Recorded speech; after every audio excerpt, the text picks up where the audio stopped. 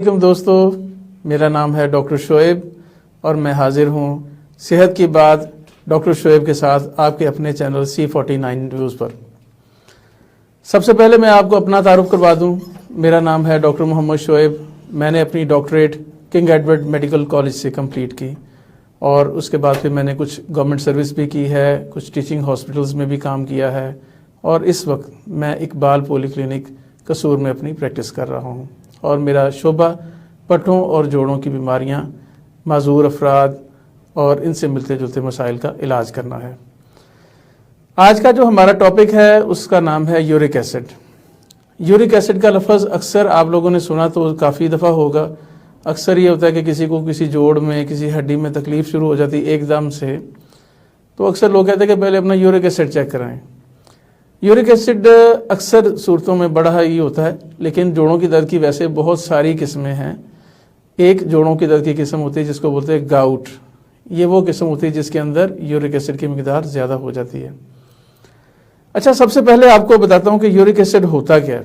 बुनियादी तौर पर यूरिक एसिड ये चीज़ है कि हमारे जिस्म में जब भी कोई प्रोटीन वाली चीज़ जाती है, जैसे गोश्त है, दाल है, इसके अलावा सी फूड है, जैसे समंदर की मछली वगैरह या वहाँ के जो मुख्तलिफ लोग खाते हैं गोश्त वगैरह, जब हम उसको इस्तेमाल करते हैं तो उसमें से जब एनर्जी हमारे जिस्म में चली जाती है तो वेस्ट जो होता है वो तीन शक्लों में बनता है।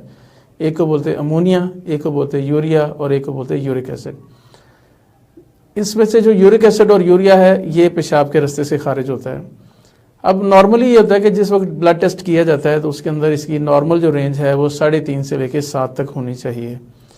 अगर ये 7 से ज़्यादा है तो वो फिर एक मसला है।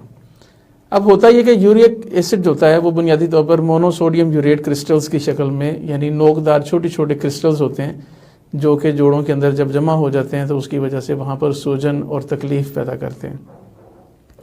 यूरिक एसिड सिर्फ जोड़ों की दर्द ही नहीं करता, यूरिक एसिड हमारे किडनीज़ पे भी इफ़ेक्ट करता है। अगर लंबा अरसा तक यूरिक एसिड का इलाज ना किया जाए तो ये हमारे दिल की बीमारियाँ, हमारे गुर्दों की बीमारियाँ भी कर सकता है।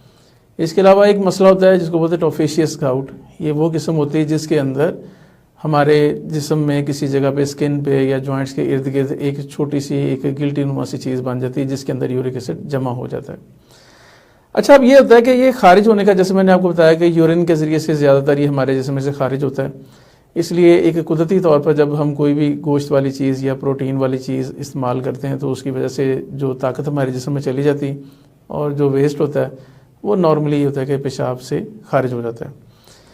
अच्छा, अब इसमें बढ़ने की क्या वजूहात हैं। सबसे पहली जो मेन चीज़ होती है ये कि जो लोग गोश्त, दाल, चावल, अंडा वगैरह बहुत ज़्यादा कसरत से इस्तेमाल करते हैं। कसरत से इस्तेमाल का मतलब है कि तकरीबन हर रोज़ ही बाज़ घरों में गोश्त बहुत ही ज़्यादा खाया जाता है। अब बाज़ लोग उसको एक फ़ख्र से बताते हैं कि हम तो रोज़ ही गोश्त खाते हैं। हालांकि हर चीज़ को एक तवाज़ुन से खाना चाहिए, हर चीज़ की ज़्यादती बुरी है। ज़ाहिर है कोई भी चीज़ को अब हम एक हद तक ही ले सकते हैं, उसके बाद फिर उसके नुकसानात भी शुरू हो जाते हैं। इसी तरह से कुछ लोगों में ये भी हिस्ट्री होती है कि वो लोग पानी बड़ा थोड़ा पीते हैं। पानी की जो नॉर्मल मिकदार है वो नॉर्मल इंसान के लिए 2.5 से 3 लीटर है जो कि गर्मियों में पीना चाहिए और 2 लीटर है जो कि सर्दियों में पीना चाहिए। पानी ना सिर्फ हमारे यूरिक एसिड को खारिज करने में मदद देता है बल्कि हमारे जिस्म का दर्जा हरारत बरकरार रखने में मदद करता है। इसके अलावा हमारे जिस्म का टेम्परेचर जब मेंटेन रहता है तो उसकी वजह से हमारे बॉडी के फंक्शंस भी नॉर्मल रहते हैं, क्योंकि हर चीज़ को चलने के लिए ख़ास दर्जा हरारत की ज़रूरत होती है। जब वो दर्जा हरारत मेंटेन नहीं होता तो उसकी वजह से फिर मसले मसाइल शुरू हो जाते हैं। अच्छा, इसी तरह से जो शुगरी ड्रिंक्स हैं, जैसे कोला ड्रिंक्स होती हैं मुख्तलिफ तरह की, मतलब जैसे ब्लैक कलर की कोई भी हमारे यहाँ जो अवेलेबल हैं, या मुख्तलिफ तरह की जो सॉफ्ट ड्रिंक्स अवेलेबल हैं या जूसेस अवेलेबल हैं, इनके अंदर भी चीनी बहुत ज़्यादा होती है। जो लोग ज़्यादा चीनी वाले मशरूबात या कार्बोनेटेड ड्रिंक्स इस्तेमाल करते हैं उनमें भी इसके बढ़ने की शरह ज़्यादा होती है। इसी तरह से जिन लोगों में मोटापा है उन लोगों में भी इसके बढ़ने की शरह काफ़ी ज़्यादा होती है। इसके अलावा जिन लोगों को शुगर का मसला है उनके अंदर भी एक प्रॉब्लम होता है जिसको बोलते हैं मेटाबॉलिक सिंड्रोम। मेटाबॉलिक सिंड्रोम में ये होता है कि यूरिक एसिड भी बड़ा होता है और साथ शुगर भी बड़ी होती है और उसकी वजह से और भी मसले मसाइल होते हैं, जैसे ब्लड प्रेशर बढ़ जाता है। उसके अलावा खून की नालियों में कोलेस्ट्रॉल का लेवल भी बढ़ जाता है और तो उसकी वजह से फिर कई मसले शुरू हो जाते हैं। इसके अलावा कुछ लोग शराब नोशी करते हैं। शराब नोशी है वो चूँकि हमारे इस्लाम में मना भी की गई है और इसी वजह से ही मना की गई है क्योंकि इसके हमारे जिस्म पे बहुत ही बुरे असरात हैं। तो जिनमें से एक बहुत बड़ा बुरा असर ये है कि वो यूरिक एसिड बढ़ाती है। इसलिए जो लोग शराब नोशी करते हैं तो उनके अंदर जोड़ों की तकलीफ़, जिगर का मसला और दिल के मसले मसाइल भी काफ़ी सारे होते हैं। इसके अलावा कुछ अद्वियात भी होती हैं जिनको अगर हम लगातार बिला वजह बगैर डॉक्टर की तजवीज़ का इस्तेमाल करें तो उसकी वजह से भी मसले हो सकते हैं। देखें, इसलिए कहा जाता है कि हमेशा जब भी दवाई शुरू करें डॉक्टर के मशवरे से शुरू करें। और आपको हम ये जो प्रोग्राम भी कर रहे हैं बुनियादी तौर पर आपको एक हेल्थ के बारे में एक शऊर देना चाहते हैं, लेकिन इलाज के लिए हमेशा एक ही बात याद रखें कि हमेशा डॉक्टर के पास जाएं। जो मुस्तनद डॉक्टर हो उसके पास जाएं, वो आपको पहले नंबर पर चेक करेगा, फिर आपका उसके मुताबिक इलाज करेगा, बजाय इसके कि अपने तौर पे सेल्फ मेडिकेशन की जाए या सुनी सुनाई दवाइयों को खा के अपना कोई ना कोई नुकसान ना कर बैठें। अच्छा, इसके अलावा उन लोगों में भी यूरिक एसिड के बढ़ने के चांसेस ज़्यादा होते हैं जिन लोगों का कोई एक्टिव लाइफस्टाइल नहीं है।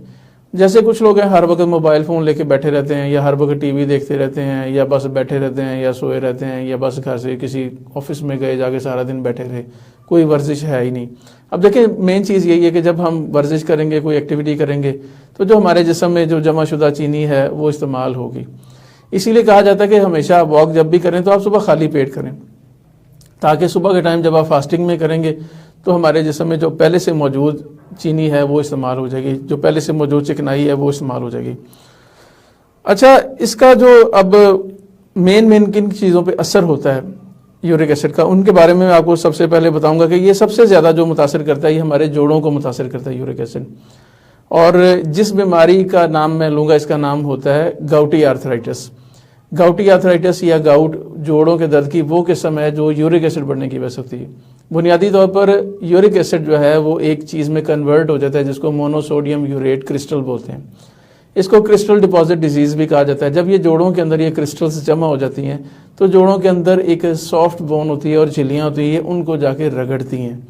जब रगड़ती हैं तो उसके ऊपर स्वेलिंग हो जाती है, जिसकी वजह से जिस वक्त मरीज़ देखते हैं सुबह के टाइम सोकर उठते हैं तो उनके जो जोड़ हैं वो स्वेल भी हुए होते हैं, रेड भी हुए होते हैं, उनमें से हीट भी निकल रही होती है। और सबसे ज़्यादा जो जोड़ मुतासर होते हैं उनमें बिग टो यानी कि पैर का अंगूठा, इसके अलावा गिट्टा जो एंकल जॉइंट है, इसके अलावा नी जॉइंट है, और इसके अलावा जिस्म के किसी भी हिस्से में अफेक्ट कर सकती हैं। इवन ये देखा गया है कि जब लंबा अरसा लोगों को गाउट या यूरिक एसिड का मसला होता है तो उसमें उनके जिस्मानी दर्द ओवरऑल पूरे जिस्म में भी शुरू हो जाती है, क्योंकि फिर वो ज़ाहिर है जिस्म के अक्सर जोड़ों में फैल जाएगी चीज़, तो जिसकी वजह से उनको एक पूरे जिस्म में भी दर्दें होती हैं। बज़ाहिर वो कहेंगे कि हमारे ना तो कोई चोट लगी ना कोई कहीं पे जोर आया, लेकिन पता नहीं क्या वजह है कि जिस्म का दर्द जाता नहीं है। अच्छा, जो दूसरी चीज़ है जो जैसे मैंने बताया कि जैसे लंबा अरसा जब यूरिक एसिड का इलाज नहीं किया जाता तो चूँकि यूरिक एसिड बुनियादी तौर पर पेशाब के रस्ते खारिज होता है। अब देखें, एक चीज़ है वो जब ज़्यादा मिकदार में जमा हो जाएगी जिस्म के अंदर तो फिर क्या है कि उसके डिपॉजिट्स शुरू हो जाएंगे, यानी वो जमा होना शुरू हो जाएगी, कलेक्ट होना शुरू हो जाएगी हमारे किडनीज़ के अंदर। जब वो कलेक्ट होगी तो उसकी वजह से यूरिक एसिड स्टोन बनेंगे। जो ये यूरिक एसिड स्टोन है ये हमारे किडनीज़ के फंक्शन को मुतासर करेंगे, जिसकी वजह से लेटर ऑन आने वाले वक्तों में गुर्दों की बीमारी भी हो सकती है, जिसको क्रॉनिक किडनी डिजीज़ कहते हैं। अब इसकी भी कई टाइप्स हैं, लेकिन मैं ज़्यादा तफसील में नहीं जाऊँगा, लेकिन समझाने का मकसद ये है कि यूरिक एसिड सिर्फ जोड़ों को ही मुतासर नहीं करता, बल्कि ये हमारी हड्डियों के अलावा हमारे खून की नालियाँ और इसके अलावा हमारी स्किन और हमारे गुर्दों को भी मुतासर कर सकता है। अच्छा, इसके अलावा जैसे मैंने बात की थी कि जैसे खून की नालियों में भी इसके डिपॉजिट्स जमा हो जाते हैं, जब वो जमा हो जाएं तो उसकी वजह से नुकसान ये होता है कि वहाँ पर भी एक समझ लें कि खून की नालियाँ तंग होना शुरू हो जाती हैं और उसकी वजह से ब्लड प्रेशर भी बढ़ता है, और उसके साथ साथ खून की नालियों में अंदर ही अंदर जैसे कि इसकी मौजूदगी की वजह से जैसे अंदरूनी की सोजिश आ जाती है, जिसकी वजह से वेस्कुलर प्रॉब्लम्स, एक लफ्ज़ हम बोलते हैं मेडिकल टर्मिनोलॉजी है कि खून की नालियों के मसले शुरू हो जाते हैं और उसकी वजह से फिर और मसले मसाइल होते हैं। अच्छा, अब इसके हवाले से मैं बताता चलूँ कि जो गाउटी आर्थराइटिस है यानी जोड़ों की वो दर्द जो कि यूरिक एसिड की वजह से होती है, उसकी फिर 3 किस्में हैं। एक को बोलते हैं एक्यूट गाउट, एक को बोलते हैं क्रॉनिक गाउट और एक को बोलते हैं टोफिशियस गाउट। एक्यूट गाउट वो होता है जो एकदम से शुरू हो जाता है। लाइक बाज़ औक़ात पेशेंट आता है, वो कहता है जी मैंने 2-3 दिन 4 दिन लगातार गोश्त खाया, एकदम मुझे बड़ी जिस्म में दर्दें शुरू हो गई। ये एक्यूट है। एक्यूट वो होती है जो अचानक होती चीज़, यानी बज़ाहिर उससे पहले ना कोई अलामत थी, कोई मसला नहीं था, बज़ाहिर वो बिल्कुल अपनी नॉर्मल ज़िंदगी गुजारा था, लेकिन क्या होता है कि वो जब कोई ऐसा कुछ किया कि जिसकी वजह से वो ज़्यादा उसने कुछ ऐसी प्रोटीन वाली चीज़ ले ली, क्योंकि वो ऑलरेडी बॉर्डर लाइन होता है। बॉर्डर लाइन वो होता है कि जिसके अंदर पूरा समझ नॉर्मल रेंज में आया होता है। देखिए ना, अब एक चीज़ है जैसे पानी की टंकी है, वो पूरी भरी हो तो उसके अंदर एक कतरा भी डालेंगे तो वो उछल के बाहर आ जाएगा। इसी तरह से अगर पूरा पूरा नॉर्मल रेंज के अंदर वो आ रहे हैं तो उसकी वजह से क्या होगा कि फिर जब वो ज़रा सा भी कुछ ऐसी चीज़ खाएंगे तो उनके जिस्म के अंदर यूरिक एसिड बढ़ जाएगा और उसकी वजह से एकदम पेन शुरू हो जाती है। जो दूसरी किस्म है जिसको बोलते हैं क्रॉनिक गाउट। क्रॉनिक वो है कि जो जिनमें पुरानी हिस्ट्री होती है, लेकिन ये होता है कि कभी कभार वो दवाई खा लेते हैं, कोई थोड़ा बहुत परहेज कर लेते हैं, कुछ ठीक हो जाते हैं, कभी कोई दर्द की दवाई खा ली, कभी कोई ट्यूब लगा ली, तो जिससे वक्ती तौर पर फाका हो जाता है। लेकिन वो जब लंबा अरसा चलते हैं तो उसका अगला नुकसान ये होता है कि उसकी वजह से जोड़ों की शक्ल भी ख़राब हो जाती है, क्योंकि ये जो क्रिस्टल्स होती हैं हमारे जोड़ की अंदरूनी सतह को अंदर से रगड़ देती हैं, जिसकी वजह से अंदरूनी सतह ख़राब हो जाने की वजह से जोड़ों की शक्ल में एक वाज़ह बिगाड़ नज़र आता है। आपने कई लोग देखे होंगे उनके हाथों के जोड़ या दूसरे जोड़ों में एक ख़ास तरह का टेढ़ापन होता है, तो वो बुनियादी तौर पर ज़्यादातर में जो हिस्ट्री होती है ना वो यूरिक एसिड की वजह से होती है, जो कि इनके जोड़ों को अंदर ही अंदर ख़राब करता जाता है, जैसे एक चीज़ को रगड़ दिया जाता है। अच्छा, जो तीसरी किस्म जैसे मैंने बात की थी पहले वो है टोफेशियस गाउट। टोफेशियस में ये होता है कि जब स्किन एंड सॉफ्ट टिश्यू यानी जल्द के अंदर या मसल्स वगैरह के अंदर भी ये डिपॉजिट हो जाता है, वो छोटी सी गिल्टी नुमा चीज़ बन जाती है। ये कान की लॉ के ऊपर भी बाज़ औक़ात एक साइड पे करके छोटी सी गिल्टी सी बन जाती है और उसमें तकलीफ होती है। ये भी बुनियादी तौर पर तभी होगा जबकि यूरिक एसिड के जिस्म में मिकदार लगातार बढ़ी रहती है। अब जब बड़ी रहेगी तो नेचुरली वो हमारे जिस्म के अंदर जमा हो जाएगी और जमा हो जाने की वजह से वो हमारे अंदर ही अंदर जोड़ों को और मुख्तलिफ जो टिश्यूज़ हैं उनको ख़राब करना शुरू कर देती है। और जो जोड़ों की, जैसे मैंने पहले भी आपसे बात की कि जिन जोड़ों में ये बड़ा हो उनके अंदर सबसे बड़ी अलामत ये होती है कि जब मरीज़ सुबह के टाइम सोकर उठते हैं तो उनके जोड़ों पर वज़न नहीं डाला जाता, उनसे जोड़ सुर्ख हो जाते हैं, स्वेल हो जाते हैं, हाथ लगाने से उनमें गरमाइश भी महसूस होती है। इसीलिए इसको इन्फ्लेमेटरी आर्थराइटिस भी कहा जाता है, क्योंकि इन्फ्लेमेटरी आर्थराइटिस वो जोड़ों की दर्द की किस्म है जिसके अंदर जोड़ सूज जाते हैं, दर्द भी करते हैं और सूज भी जाते हैं। अच्छा, अब इसके हवाले से जो चंद गुजारिशात हैं जो आपको समझाना चाहता हूँ कि इसके हवाले से हमें खाने पीने में क्या एहतियातें करनी चाहिए, कौन सी चीज़ें जो खा लें और कौन सी चीज़ें जो ना खाएँ, जो कि बहुत ही ज़रूरी है इस बीमारी को कंट्रोल करने के हवाले से। देखिए, सबसे ज़्यादा जो ये बीमारी है ना ये बढ़ती है प्रोटीन वाली ग़िज़ाएँ खाने से। देखिए, प्रोटीन कोई बुरी चीज़ नहीं है, लेकिन एक हम हमेशा से ही छोटे होते से किताबों में एक बात पढ़ते आ रहे हैं, मुतवाज़न ग़िज़ा, बैलेंस डाइट। देखें, हर चीज़ को मिला जुला के चलाएंगे तो फिर सही है। यानी आप अपने मेन्यू के अंदर, अपनी खुराक के अंदर गोश्त भी इस्तेमाल करें, आप सब्ज़ियाँ भी इस्तेमाल करें, आप दालें भी इस्तेमाल करें, और सबसे बढ़ के पानी बहुत अच्छी चीज़ है, आपके लिए बुनियादी चीज़ है, जिसके बारे में कहा जाता है कि 10 से 15 गिलास, यानी सर्दियों में 10 गिलास और गर्मियों में 15 गिलास, ये ज़रूरी है। इसके बगैर हमारा जिस्म प्रॉपरली फंक्शन नहीं कर सकता। अब इसमें क्या चीज़ है कि आप खा क्या सकते हैं, खाने में ये है कि आप सब्ज़ियाँ ज़्यादा इस्तेमाल करें। सब्ज़ी कोई भी हो उसके इस्तेमाल में कोई ख़ास मसला नहीं है, अलबत्ता पालक या लीफी जो ग्रीन होती हैं जिनके अंदर पत्ते हों वो थोड़ा सा कर सकती हैं कि उसकी वजह से यूरिक एसिड थोड़ा सा बढ़ सकता है, जिनका ऑलरेडी काफ़ी बड़ा हो। वैसे सब्जियों में कोई ख़ास मसला नहीं होता, क्योंकि सब्जियों में पानी की मिकदार बहुत ज़्यादा होती है। ख़ास तौर पर अगर हम सलाद वगैरह की बात करें, खीरा वगैरह, गाजर वगैरह, तो इनमें पानी बहुत अच्छा होता है, तो वो नेचुरली आपकी पानी की ज़रूरत को भी पूरा कर देते हैं। इसलिए सब्जियां इस्तेमाल करें, फलों का इस्तेमाल करें, कोई भी फल यूरिक एसिड को नहीं बढ़ाता। इसके अलावा आप पानी कसरत से पिएँ, जितना हो सकता है पिएँ। कोशिश करें एक आसान सी आदत डालें कि हर खाने के साथ 3 से 4 गिलास ज़रूर पिया करें। इसके अलावा लीमू, ये जो होता है कुदरती तौर पर हमारे जिस्म में यूरिक एसिड को जिस्म में से निकालने में मदद देता है। इसके अलावा सिट्रस फ्रूट्स जैसे कि मौसमी या ग्रेप फ्रूट या इनसे मिलती जुलती चीज़ें, कोई भी इस तरह की जो होती है सिट्रस फ्रूट्स होते हैं, ये भी हमारे जिस्म में से यूरिक एसिड को निकालने में मदद देते हैं। इसके अलावा अदरक, जो अदरक होता है ये हमारे जिस्म में सूजन को कम करता है। जहाँ पर यूरिक एसिड बढ़ने की वजह से जोड़ों पे सोज आ जाती है, तो उसमें अगर अदरक का इस्तेमाल किया जाए खाने में, या अदरक का गुकैबा वगैरह बना के इस्तेमाल किया जाए, तो उससे भी जोड़ों की तकलीफ़ और सूजन को फ़र्क पड़ जाता है। इसके अलावा जो पुदीना होता है, मिंट होता है, ये भी जिस्म में से यूरिक एसिड को कम करता है कुदरती तौर पर। इसमें भी पानी होता है और कुछ ऐसी चीज़ें हैं जो कि इसको बेहतर करती हैं। इसके अलावा जो होता है सेब का सिरका, जो नेचुरल एप्पल सीडर होता है, वो इस्तेमाल किया जाए। हल्का सा 1 चम्मच पानी में 1 चम्मच ले लें सिरके का और 1 गिलास पानी में डाल के उसको इस्तेमाल करें लगातार 1 महीना, ये भी करें तो इससे भी यूरिक एसिड बड़ी हद तक कम हो जाता है। बुनियादी तौर पर यह कि इस चीज़ को जिस्म से निकलना ज़रूरी है, क्योंकि ना सिर्फ ये जिस्म में ये मसले करेगा बल्कि आखिरकार ये गुर्दों की बीमारी का भी वजह बन सकता है। अच्छा, जो चीज़ें आपको मना की जाती हैं इसके हवाले से, उसमें सबसे बुनियादी चीज़ है गोश्त। और गोश्त में फिर अगेन 2 चीज़ें हैं।